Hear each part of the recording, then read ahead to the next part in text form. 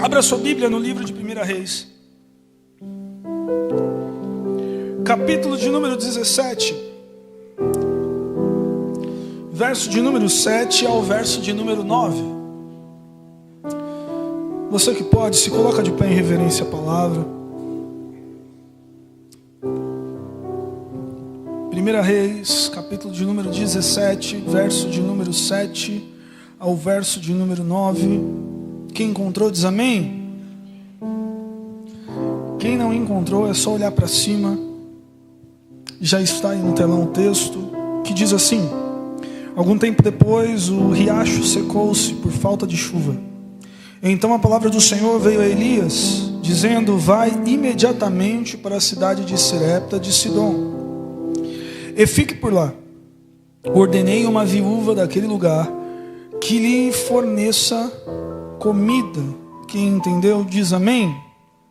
Vou ler mais uma vez para isso ficar bem entendido no seu coração. Algum tempo depois o riacho secou-se por falta de chuva. Então a palavra do Senhor veio a Elias, dizendo: vai imediatamente para a cidade de Sarepta de Sidom e fique por lá. Ordenei a uma viúva daquele lugar que lhe forneça comida. Diz amém. Feche seus olhos por um momento. Pai de amor, nós te agradecemos pela oportunidade. Agradecemos porque até aqui o Senhor tem nos sustentado. O Senhor continua falando conosco. Espírito Santo de Deus, venha, Senhor, meu Deus e meu Pai, e toque no nosso coração, toca nesse lugar de uma maneira diferente.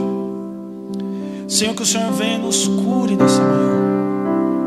É o que eu te peço, Pai. Começa a visitar também os lares que estão nos vendo através do YouTube, das redes sociais. Senhor, meu Deus e meu Pai, aonde essa palavra estiver entrando, Espírito Santo de Deus, Senhor, que o Senhor possa tocar, que o Senhor possa, Senhor, meu Deus e meu Pai, visitar. É o que eu te peço em o nome de Jesus. E quem acredita nisso diz amém. Se sente glorificando o nome santo de Jesus?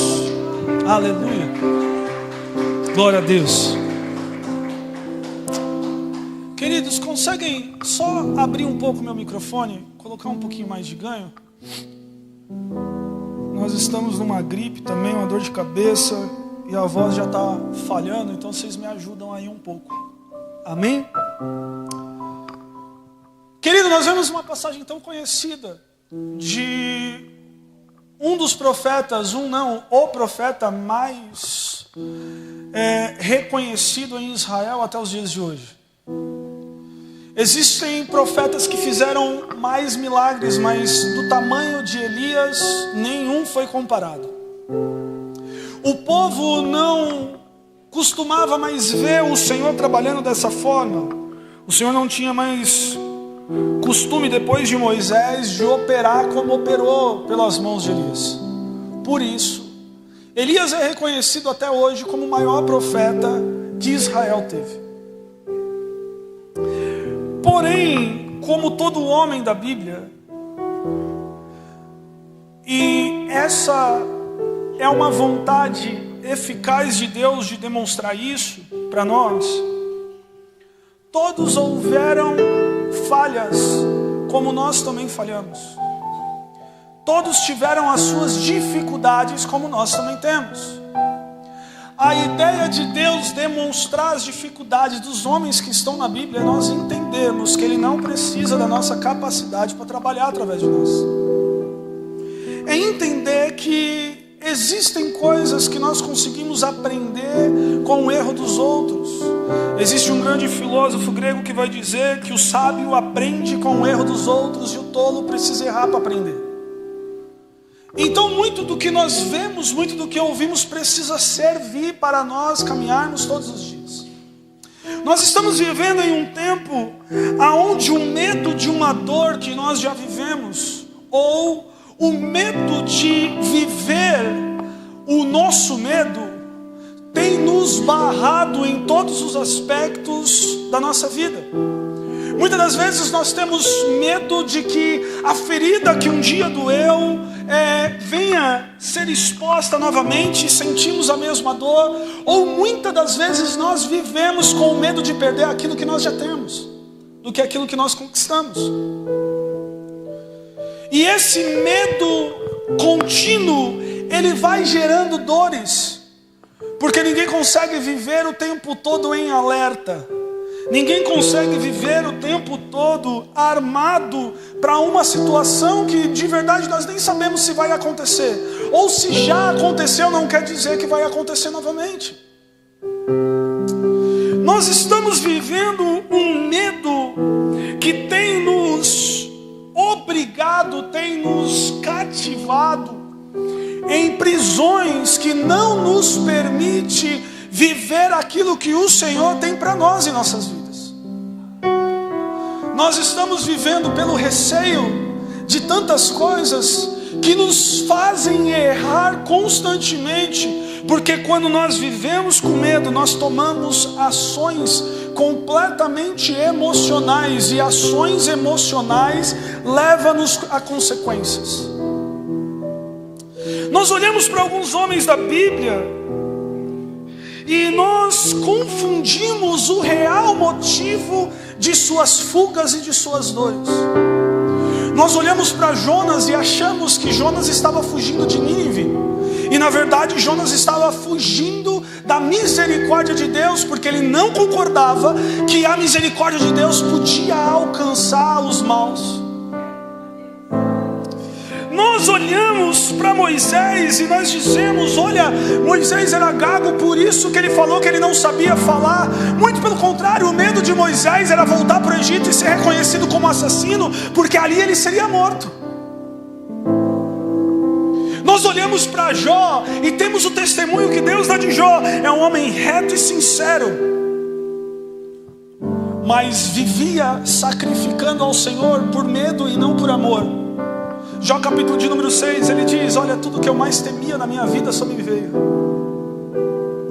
O medo de Jó fazia com que ele se sentisse obrigado a sacrificar o Senhor, a estar perto do Senhor. Mas Deus não quer que as pessoas estejam perto dele por medo, e nem por suas necessidades.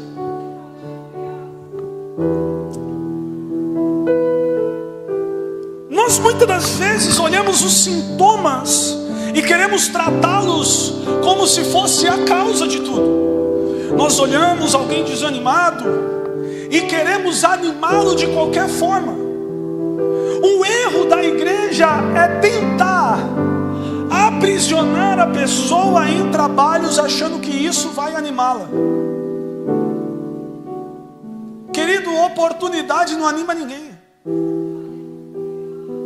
Muito pelo contrário, o próprio Jesus vai dizer que quanto mais é dado, mais é cobrado.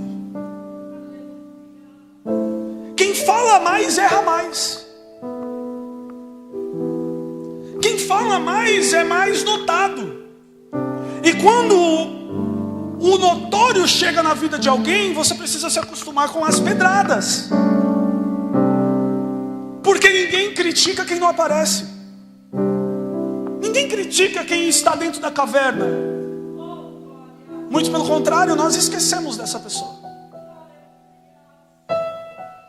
Quando nós olhamos para os sintomas, nós queremos tratar uma ausência de fé com um avivamento. Nós queremos tratar uma falta de confiança com uma motivação. E esses não são as doenças que precisam ser tratadas. Os sintomas às vezes estão muito mais enraigados,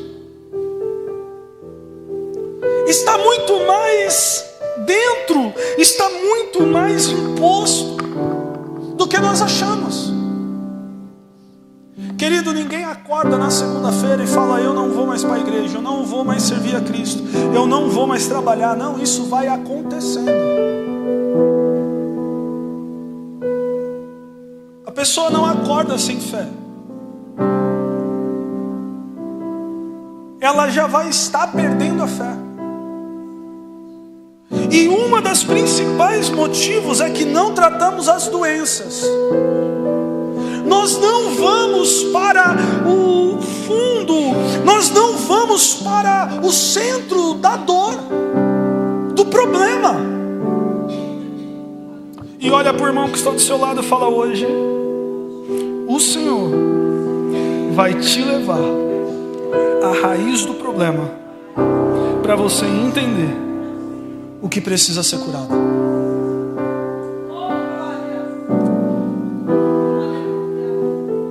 Nós temos como Elias o maior profeta que existiu. Ele fez fogo cair do céu, ele matou 450 profetas de Baal. Elias, até hoje, em Israel, ele é um exemplo. Mais do que Isaías, que foi um grande profeta messiânico. Mais do que Daniel, que viu visões até mesmo depois da segunda vinda de Cristo.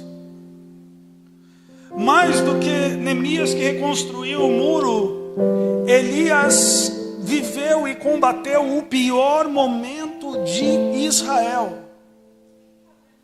1 Reis, capítulo de número 16, a Bíblia vai dizer que depois de Jeroboão, o rei Acabe foi o pior rei da história de Israel. Não houve ninguém tão ruim como Acabe. Não houve. A Bíblia vai dizer que Acabe faz uma aliança com o rei de Sidom. Faz uma aliança com aqueles que adoravam a Baal. E altares a Baal até os dias de hoje são levantados. Porque Baal, no original da palavra, no aramaico, significa Senhor. Qualquer coisa que me domine é Senhor sobre a minha vida. Existem pessoas que têm como Senhor a preguiça. Outros que têm como Senhor a desculpa. Outros que têm como Senhor os afazeres. Outros que têm como Senhor a televisão, o celular. Outros que têm como Senhor a sua própria pensamento, o seu próprio raciocínio. Que são direcionadas por um Senhor que não é Deus. Acabe fez uma aliança com o rei de Sidom. Ou em alguns lugares da Bíblia você vai achar a palavra Sidom como o reino de Tiro. É o mesmo reino. Ele trouxe os postes de Baal para Israel e começou a glorificar Baal. E como se não bastasse, ele pegou a princesa de Sidom e casou com ela por nome de Jezabel. E Jezabel veio com toda a sua bagagem para Israel. E a sua bagagem era tenebrosa. Sacerdotisa de Baal, ela estava acostumada a levantar altares para Satanás.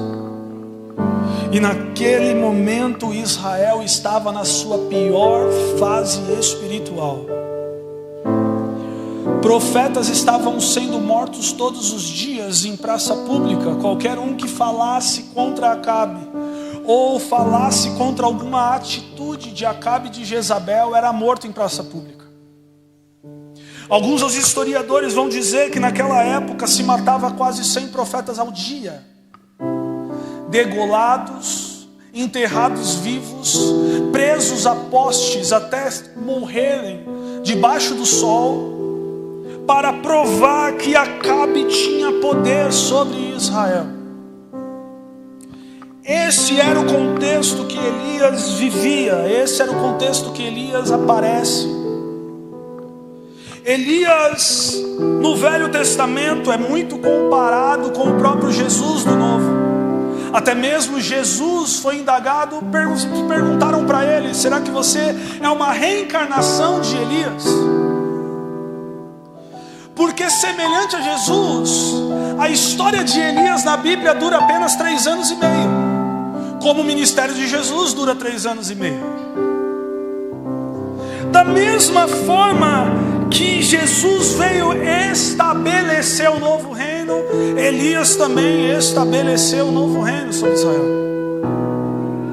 Por isso que a história de Elias é tão marcada. mais marcada do que histórias de outros profetas como Jeremias, que a Bíblia relata os 40 anos do seu ministério.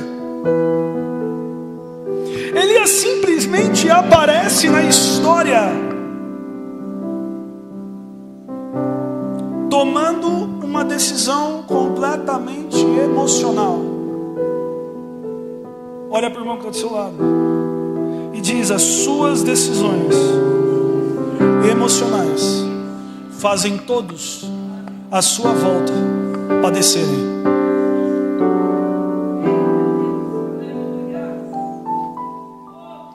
O próprio Salomão nos ensina a não tomar decisão quando estamos com raiva, a não tomar decisão quando estamos irados, a não tomar decisões quando estamos tristes, a não tomar decisões quando estamos cansados, a não tomar decisões quando estamos com fome. Porque essas decisões podem acarretar grandes preços na nossa vida. Esaú e Jacó, Esaú tomou uma decisão no momento de fome, trocou a primogenitura por um prato de lentilha, achando que o irmão estava brincando.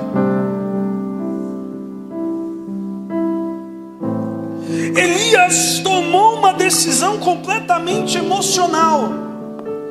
Ele falou em nome de Deus sem que Deus tivesse mandado ele falar.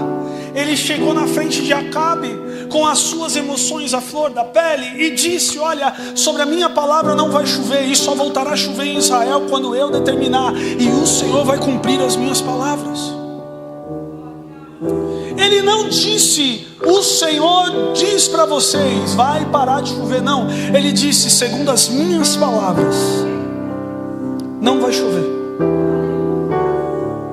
A Bíblia diz que Deus assim fez. E Israel começou a padecer da pior seca. Acabou a água de Israel rapidamente. Imaginem uma cidade 3 anos e meio sem chuva. Querido, não existe comida, não existe água, não existem condições humanas para se suportar isso.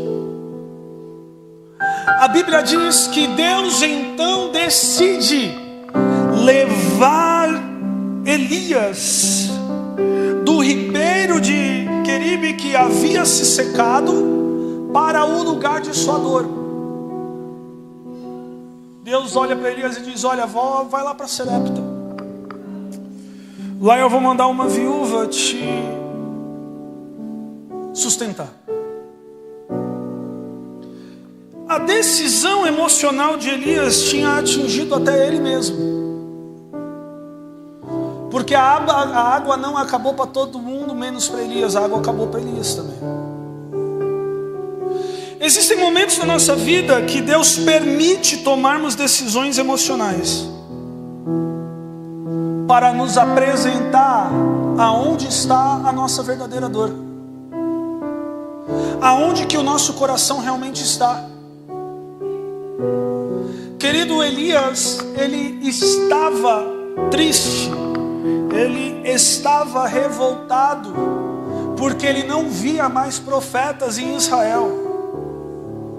Tudo que Elias via era morte. Elias então decide tomar uma atitude por as suas emoções e diz: olha, se eu também só vejo morte, em Israel também agora só vai ter morte. Ninguém vai beber, ninguém vai comer, o céu vai fechar. Você acha que essa decisão ela atingiu apenas o palácio? Muito pelo contrário, o palácio foi o último a ser atingido. A população de Israel começou a padecer de fome. E Elias também estava padecendo de fome e de sede, até que Deus decide chegar o momento de levar Elias para a raiz do seu problema.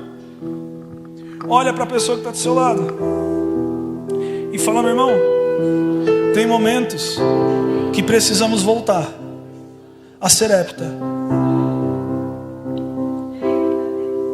Vamos lá. Eu não vou falar sobre a viúva e nem sobre o azeite, mas você sabe de quem era de Serepta?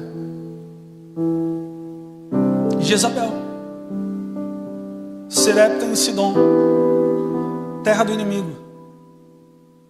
Elias não tinha medo de Acabe,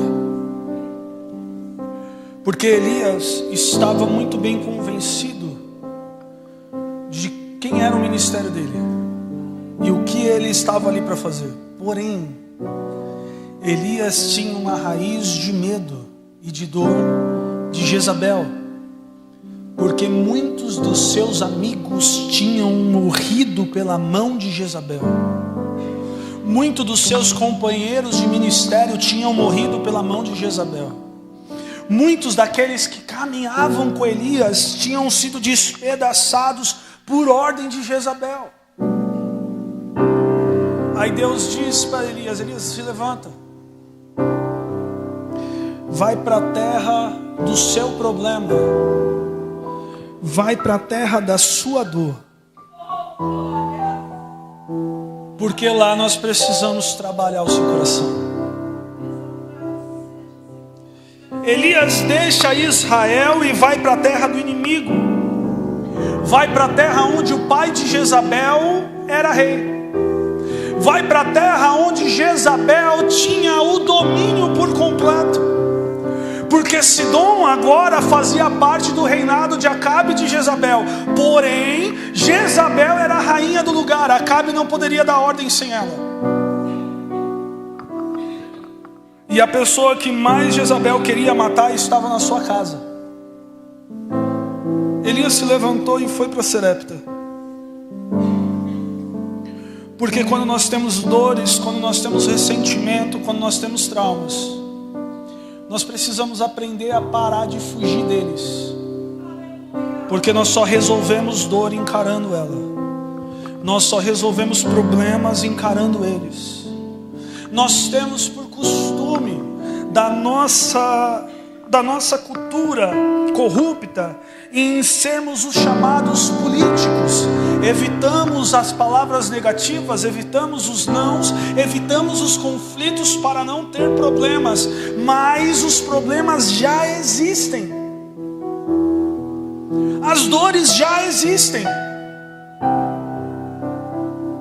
E enquanto você não retornar para a raiz dela, não existe cura, não existe transformação. E para Serepta, para Elias, era a maior loucura que existia. Eu estou fugindo deles. Eu vou fazer o que na cidade de natal dessa mulher? Olha para o irmão que está do seu lado. Fala: no ambiente de dor, Deus quer te mostrar que o milagre não deixa de acontecer por causa do território.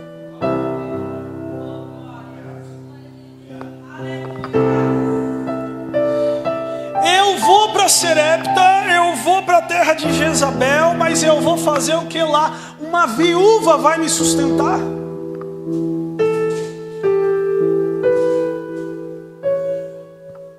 Nós temos uma mania relacionada a Deus em achar que se nós entramos em um ambiente de dor, nós precisamos parar de ser canal de milagre.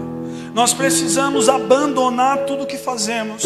Nós precisamos entregar todos os nossos cargos. Nós precisamos entregar todo o trabalho da igreja. Nós precisamos parar de trabalhar, vestir roupa de saco e ficar como coitadinho sentado no banco, esperando que alguém olhe para nós ou que Deus nos aviva. E deixa eu te dizer uma coisa, querido: Deus não te chamou para parar em momento nenhum. Ele disse: o mundo vai te fazer sofrer. Mas Ele não disse: olha, o mundo vai te fazer sofrer, e quando você estiver sofrendo, me abandona.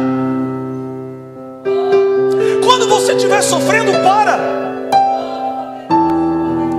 Querido, você acha que nós subimos no altar só quando estamos bem?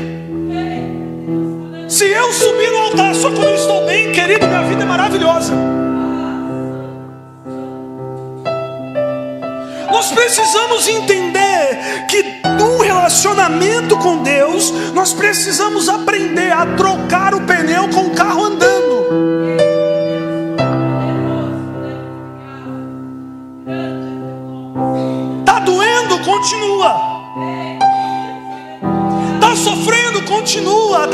desistir continua. A ordem nunca foi para parar. A ordem nunca foi para desistir. A ordem nunca foi para você estacionar. Se você estacionou, se você parou por causa da sua dor, Deus vai te levar de volta para a raiz do seu problema, para você entender que Ele precisa fazer através de você, e não importa o território que você esteja.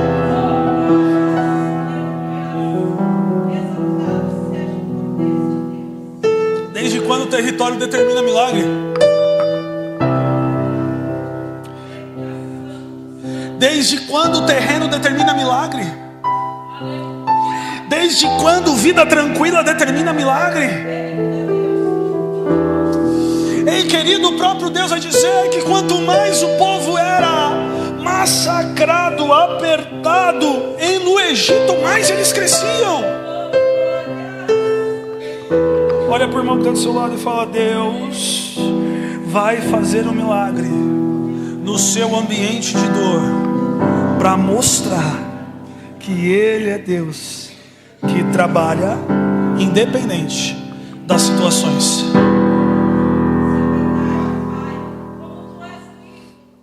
Mas nós temos a cultura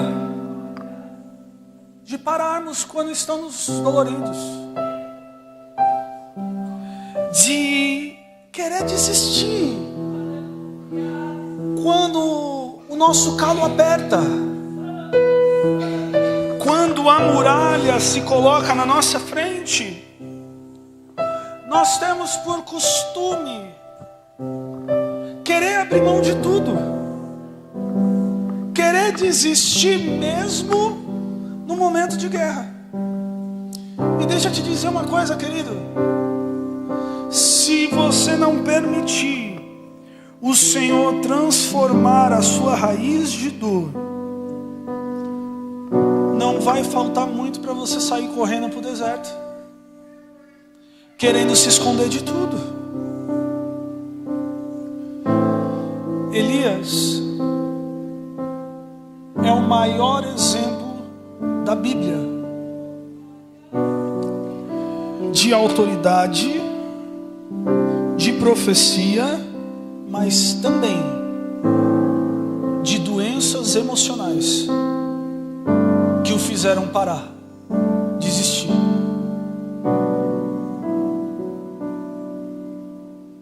Querido, Deus leva Elias para Serepta para mostrar que Ele faz milagre aonde tiver que fazer. A Bíblia diz que Elias encontra uma viúva,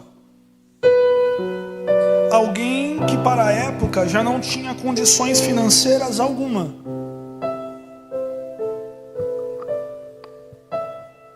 Que tinha apenas um filho. E pela forma que a história é contada, o filho era de menor.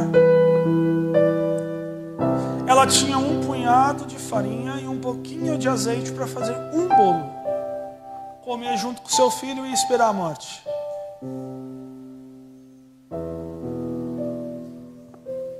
Elias chega naquela casa e diz: olha, faz o bolo primeiro para mim.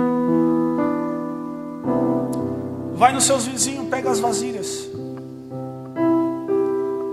pega o que você conseguir, entra dentro da tua casa, você e seu filho. E a Bíblia diz que o azeite começou a jorrar de uma fonte que só tinha um pouquinho. A farinha começou a produzir farinha. E a Bíblia diz que Deus o sustentou até chegou o momento de voltar a chover em Israel.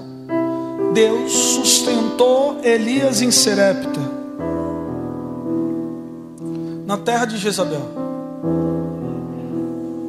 A Bíblia diz que Elias volta, ele vê uma pequena nuvem e ele diz: olha, isso já é um sinal que vai chover. Ele desafia os profetas de Baal e começa até a caçoar deles, e dizendo: olha, grita mais forte, grita mais alto, grita mais, grita mais, grita mais. Não aconteceu nada. Ele arruma o altar, faz fogo descer do céu. Mas quando ele ouviu a voz de uma mulher dizendo: ainda hoje a sua cabeça eu quero como prêmio,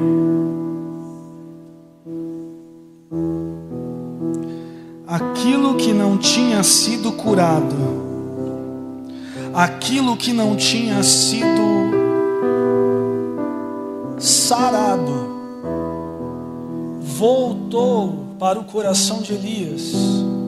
E a Bíblia diz que o profeta, que não teve medo algum de decapitar 450 profetas de Baal na frente de Acabe, estava novamente com medo de Jezabel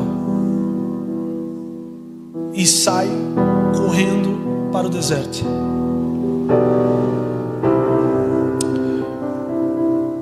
A Bíblia diz que o caso era tão sério que Elias começou a desejar a morte. Elias tem um confronto com Deus dizendo: olha, eu sou o último, só eu sobrei, não tem mais ninguém aqui que fala de você. Eu estou vivendo no pior cenário.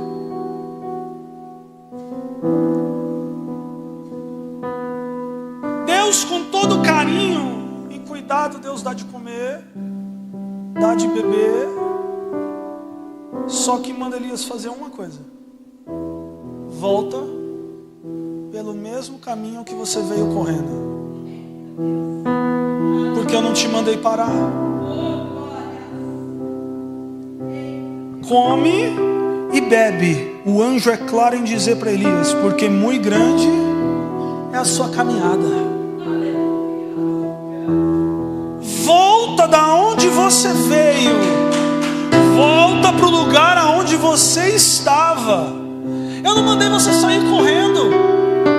Eu já mostrei que no meio da dor você consegue viver milagre. Eu já mostrei que no meio do seu pesadelo eu consigo mostrar que eu sou Deus. Para que você está correndo para a caverna?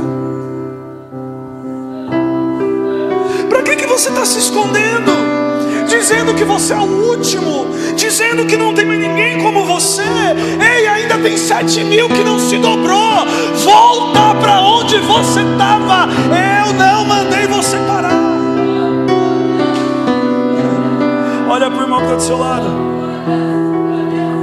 Fala: meu irmão, você não é o último. Tem 7.000 que ainda não se dobrou.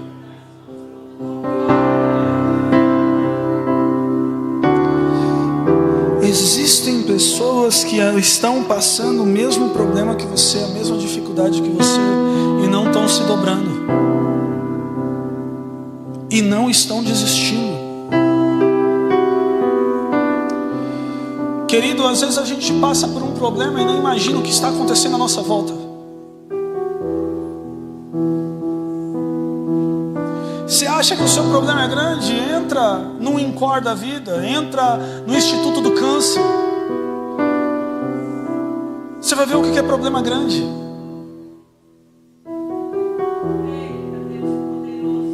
Você está querendo desistir porque você não foi ouvido, não foi escutado, porque você está magoado. Ei, querido, Estevão estava fazendo tudo certo, foi apedrejado, viu céu aberto e continuou.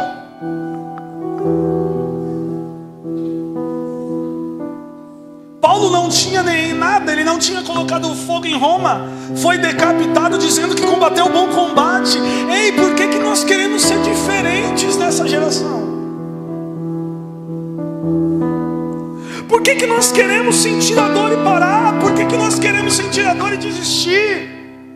Por que nós queremos parar de servir a Deus por qualquer coisa?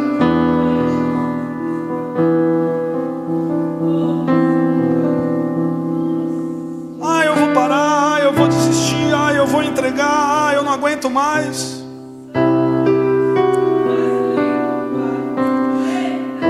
Querido, se você sair ainda nessa manhã deste lugar achando que você é o único, entrega mesmo, desiste mesmo, porque você não entendeu nada até aqui.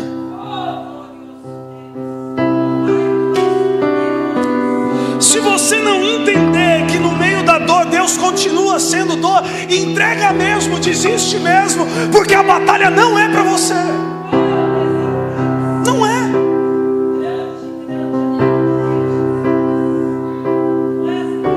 Ah, Deus errou, Deus escolheu errado. Não, Deus não errou. O problema é que quem Ele escolheu quer ser maior que Ele.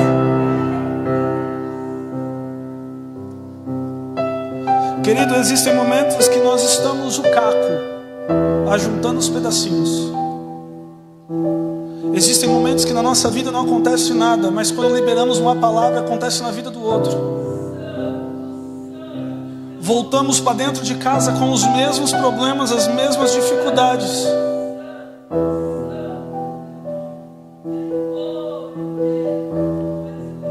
Mas não esquecemos que no meio da nossa dor, no meio do nosso medo, Deus continua sendo Deus. No meio da escassez, azeite multiplica, farinha multiplica.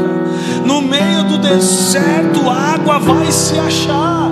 Nós continuamos a confiar que em um momento Deus muda a nossa história. E se não mudar, nós continuamos, porque sabemos que naquele dia nós vamos nos encontrar. Querido, nós precisamos olhar para Cristo como se fosse realmente o único e suficiente que nós precisamos. Não adianta nós olharmos para Cristo como se fosse somente a solução dos nossos problemas.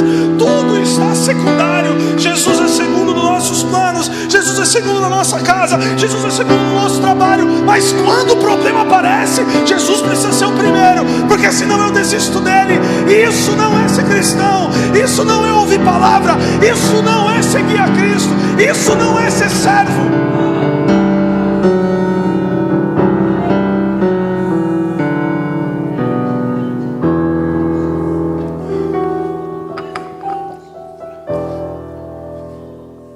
Jesus podia ser conduzido para qualquer outro lugar da face da terra, mas quando o Espírito Santo se apresentou para ele, ele encarnado, ele levou Jesus para o deserto, para ser tentado.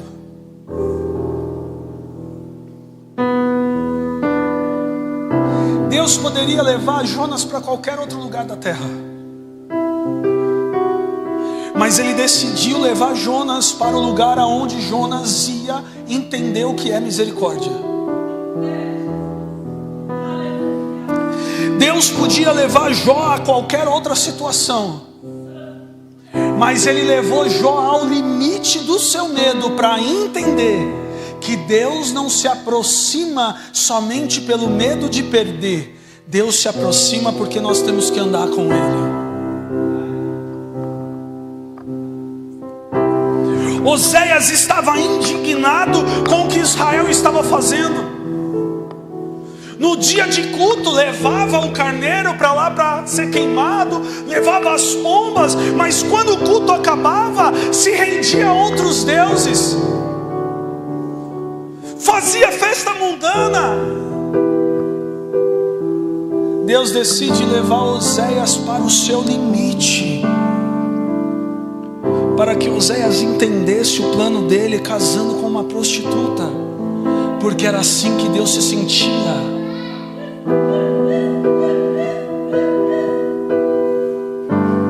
Abacuque estava revoltado com a situação do povo.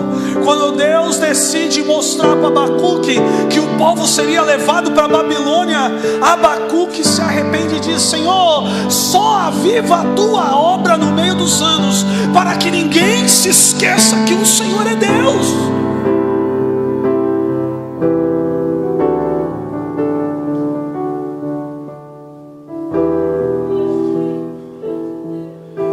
Jesus estava no ápice do seu estresse, soando gotas de sangue.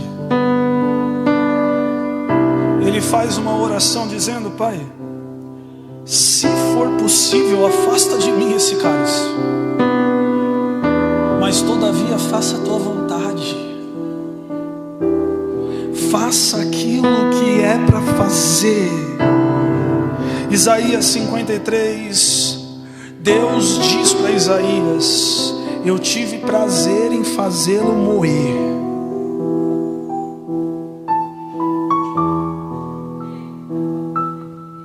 Querido, a vida do cristão não é um mar de rosas, mas também não é só espinhos.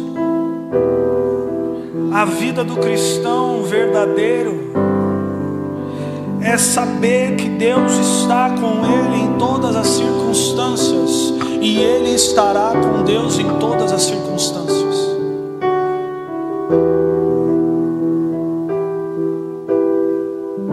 Mas até quando que você vai se deparar com Serepta e vai querer deixar de ser profeta? Até quando você vai se deparar com Serepta e vai desistir do seu chamado?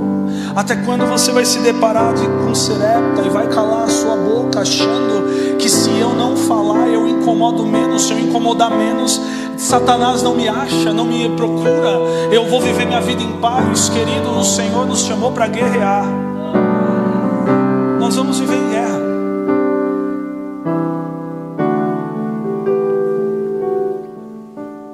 Mas em guerra nós vemos milagres. Em guerra nós somos curados. Em guerra nós somos renovados. Em guerra nós continuamos. Em guerra nós vivemos felizes.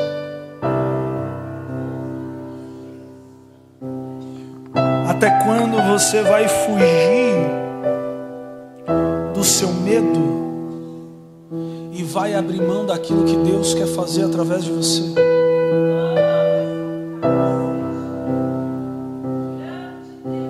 Querido, chega um momento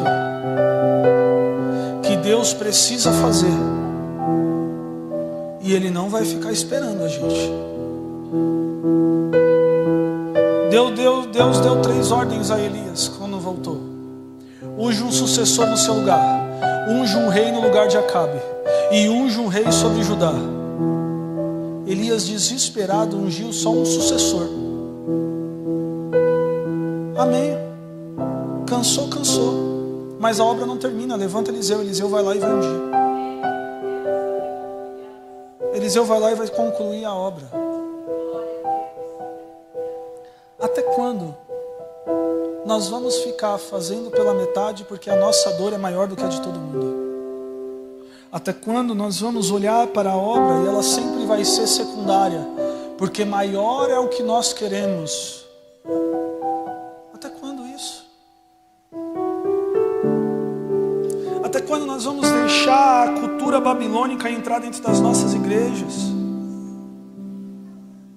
Aonde nós escolhemos o que seguimos, aonde nós escolhemos o que queremos ouvir, aonde nós escolhemos o que Deus pode ou não pode fazer no meio de nós. Até quando?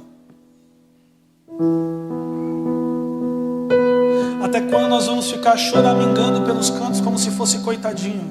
Deus não chama coitadinho. Deus não chamou nenhum coitadinho.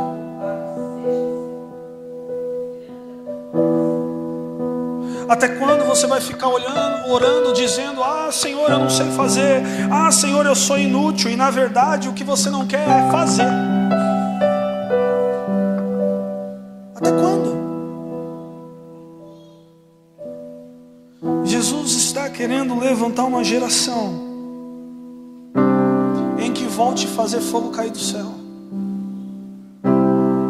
em que volte a fazer o sobrenatural acontecer, em que as dores não nos param. Feche seus olhos por um momento nessa noite, nessa manhã.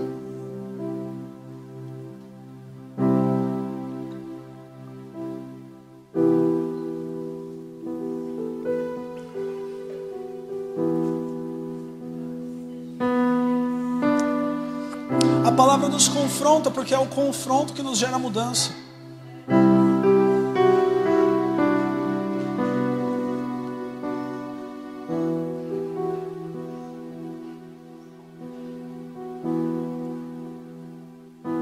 Às vezes nós queremos ser o menor de todos, e na verdade a gente só está arrumando desculpa para não fazer nada.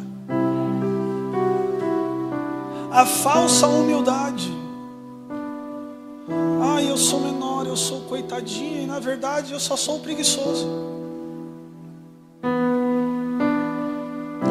Eu só não quero me envolver em nada, eu não quero ter responsabilidade de nada, porque eu não quero ter que fazer alguma coisa quando eu não estiver bem.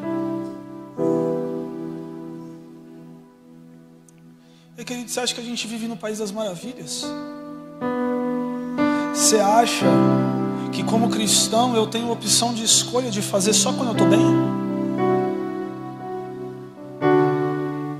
Querido, eu afundei os meus barcos, eu abandonei minha família,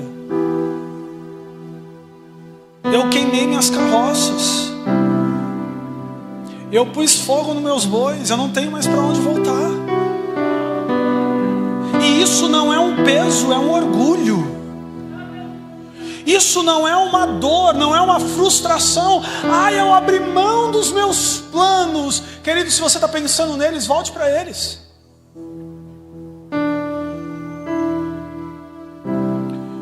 Porque eu abri mão de muito plano meu, de muito sonho meu. E eu tenho prazer disso.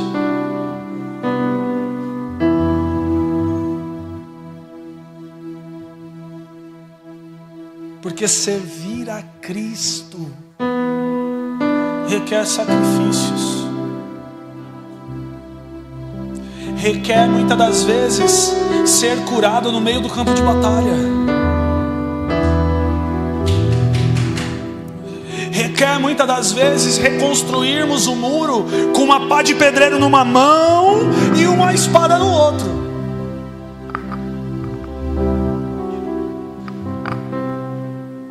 Requer muitas das vezes, queridos, abandonarmos o nosso choro, a nossa dor de lado, porque pouco importa isso para o ministério.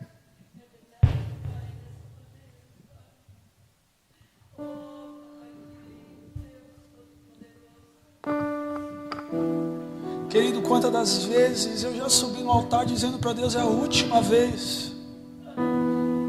Chega, eu não aguento mais. Está doendo, está sendo desgastante. Porque as pessoas olham o nosso ministério de domingo e quarta. A gente vive ministério 24 horas por dia. Eu não saio daqui no domingo, chego na minha casa e deixo de ser pastor. Eu não consigo deixar de ser pastor. É a minha vida. Esse é só quem eu sou. E não é só porque eu sou pastor, porque o seu ministério tinha que ser você.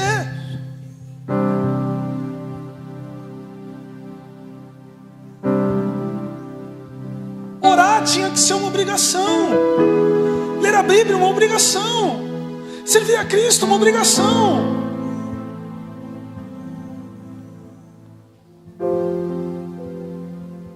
Por prazer, por amor.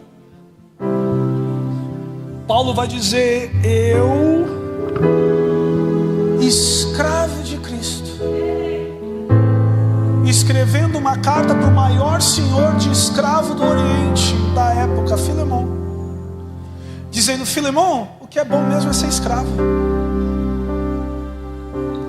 Como isso? Aquilo que eu quero fazer eu não faço mais. Porque agora que a vida que eu vivo no meu corpo, eu vivo para Cristo, para a glória do Filho de Deus. Você consegue entender isso? Querido, existem muitas pessoas batendo cabeça no Evangelho. Existem muitas pessoas a ponto de desistir porque não entenderam o Evangelho.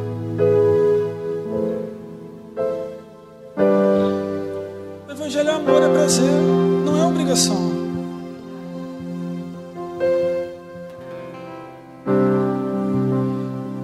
Eu estou no culto não porque eu tenho obrigação de trazer uma palavra. Eu estou no culto porque eu quero estar perto dele. Se eu pregar eu estou, se eu não pregar eu estou. Eu poderia também ter ficado na minha casa. Eu estou gripado, eu estou com uma dor de cabeça insuportável.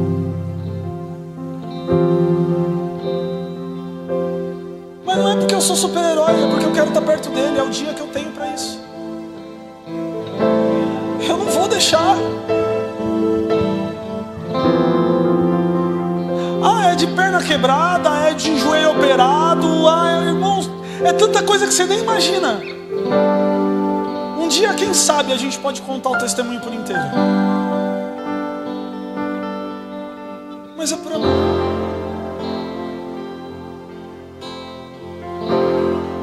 E o Senhor quer que você sirva a Ele por amor. Seja o melhor obreiro por amor. Dance da melhor forma por amor. Viva o seu ministério. Viva o seu chamado. Pare de jogar tudo para o alto, para a dor. Tem gente que precisa voltar para a Serepta para entender que no meio do medo, no meio da dor, Deus faz milagre.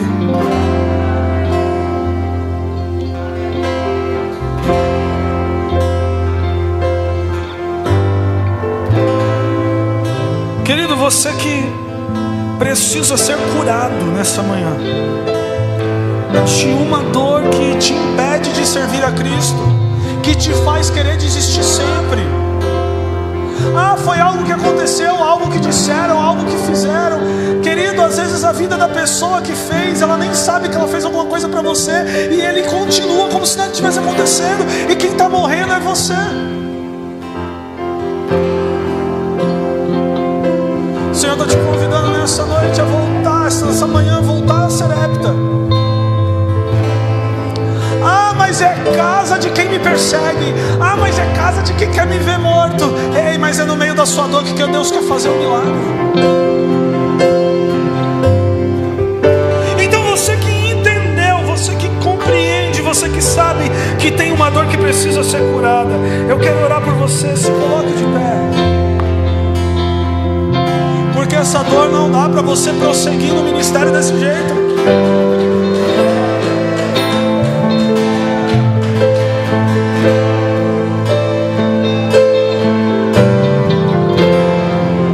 Não dá para fingir que nada está acontecendo, não, querido. Não dá, não dá. Senão daqui a pouco você está vivendo de caverna em caverna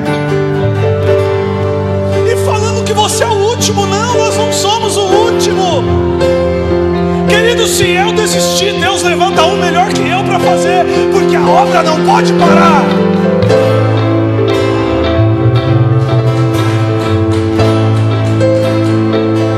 Se Elias subir, Eliseu está pronto para assumir.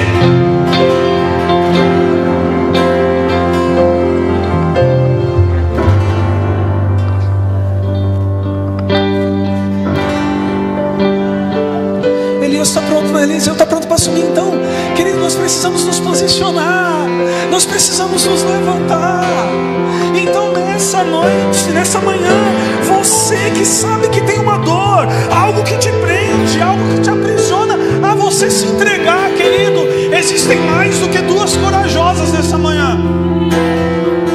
A palavra não volta vazia. Você pode não concordar, você pode não aceitar, mas ela não volta sem fazer o que é para fazer. Então nessa manhã eu te convido a se colocar de pé. Você que precisa ser curado. Às vezes nós precisamos, querido. Tem hora que nós como pastores ouvimos coisas que nos machucam também, que nos ferem também, que nos fazem também querer desistir, querer parar. E tem hora que a gente precisa ser curado. Nós não somos melhor que ninguém, ninguém é melhor que ninguém. Então nessa manhã, você que precisa ser curado para se entregar por completo, eu quero que você se coloque de pé. Porque se nós tivéssemos apenas duas pessoas nessa manhã dessa forma, querida, essa igreja estaria explodindo, porque a gente teria mais de 90% apaixonado. E nós precisamos entender a nossa realidade. Então você que precisa disso, se coloca de pé. É a última vez que eu vou fazer esse apelo.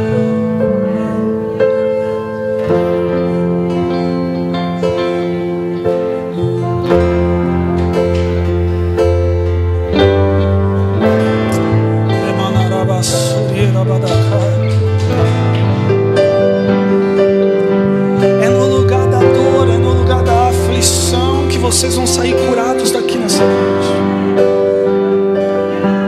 É para quem tem coragem de assumir que está machucado. mulher sangrando aí, achando que tem que manter a pose. Tem que manter a pose, não é o testemunho, é a pose. Tem que mostrar que está de pé, tem que mostrar que está bem. Ah, querido, deixa eu te dizer uma coisa: se você continuar vivendo assim, daqui a pouco você é um sepulcro caiado, por fora revestido de ouro, mas por dentro só tem carcaça. Olá, querido, você acaba de assistir um vídeo no nosso canal. Espero que Deus tenha falado contigo, que Deus tenha tocado no seu coração. Tome a liberdade de deixar mais um vídeo aqui para que você possa assistir. Peço a sua ajuda. Curta, comenta e compartilhe para que essa mensagem chegue a mais e mais pessoas. Deus abençoe. Até o próximo vídeo.